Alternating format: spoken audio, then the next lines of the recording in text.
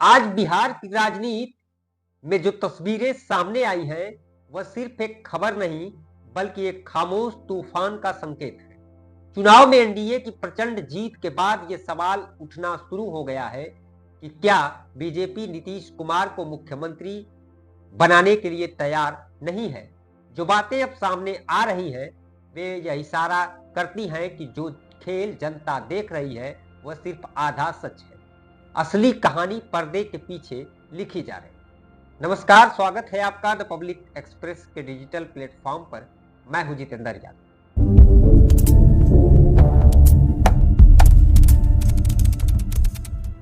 चुनाव नतीजों के बाद जैसे ही खबर आई कि नीतीश कुमार को सीएम बनाने पर सस्पेंस बरकरार है, राजनीतिक गलियारों में एक अजीब सी बेचैनी फैल गई। बीजेपी के महासचिव और बिहार प्रभारी विनोद तावड़े ने साफ कहा कि पांचों दल मिलकर तय करेंगे कि मुख्यमंत्री कौन होगा। सवाल उठता है कि चुनाव से पहले तो बीजेपी बार बार कह रही थी कि नीतीश ही चेहरा है, नीतीश ही मुख्यमंत्री होंगे। फिर नतीजों के बाद अचानक ये अस्पष्टता क्यों है? यह वही बदलाव है जिसे राजनीति की भाषा में संकेत कहा जाता है। असल में असली दरार चुनाव प्रचार के दौरान ही दिख गई थी। जैसे ही नीतीश कुमार को अंदेशा हुआ कि बीजेपी उन्हें कमजोर करने की तैयारी में है, उन्होंने प्रधानमंत्री मोदी की रैली से दूरी बना ली। अमित शाह आधा घंटा इंतजार करते रहे, पर नीतीश नहीं पहुंचे। यह चुप्पी सिर्फ कार्यक्रम रद्द करना नहीं थी, यह एक मौन विद्रोह था जो बताता है कि गठबंधन के भीतर सब कुछ ठीक नहीं है। अब हालात बदल चुके हैं। एनडीए के पास बहुमत का आंकड़ा पार हो चुका है। बीजेपी के पास 89, एलजेपी के पास 19 और मांझी के पास 5 सीटें, कुल मिलाकर 114। आदर्श जोड़ दीजिए तो यह संख्या 123 तक पहुंच रही है, यानी बहुमत के 122 से एक अधिक। यह गणित साफ दिखाता है कि अब मजबूती बीजेपी के पाले में है और नीतीश की आवश्यकता पहले जितनी नहीं रही। यही वजह है कि बीजेपी का रुख बदलता हुआ दिख रहा है। लेकिन कहानी यहां खत्म नहीं होती। बिहार की राजनीति में एक और अप्रत्याशित मोड़ आया जब एआईएमआईएम नीतीश को प्रधानमंत्री उम्मीदवार का ऑफर दे दिया।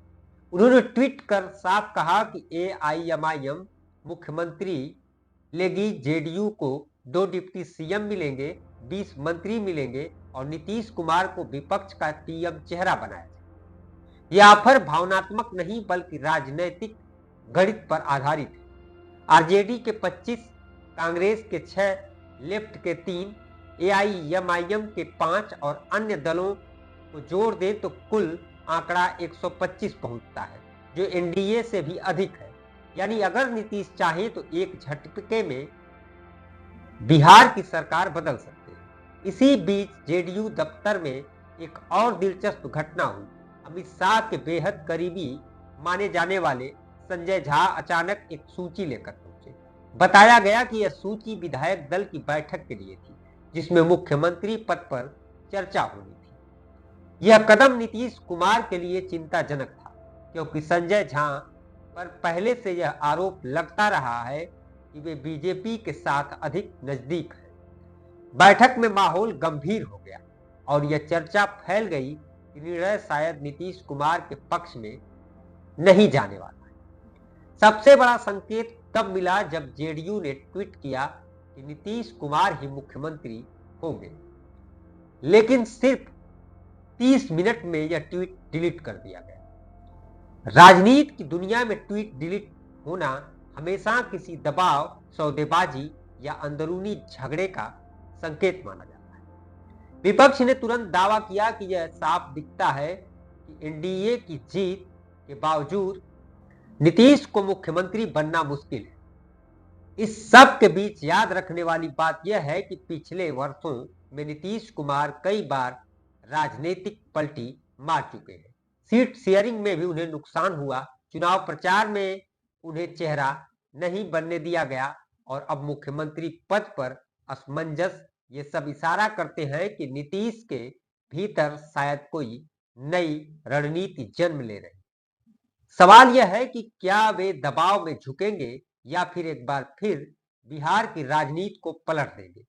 आज का सबसे बड़ा प्रश्न यही है, क्या नीतीश कुमार इस बार चुप रहेंगे या खेलने आएंगे। क्या बीजेपी उन्हें किनारे करेगी या गठबंधन टूटने का खतरा उठाएगी।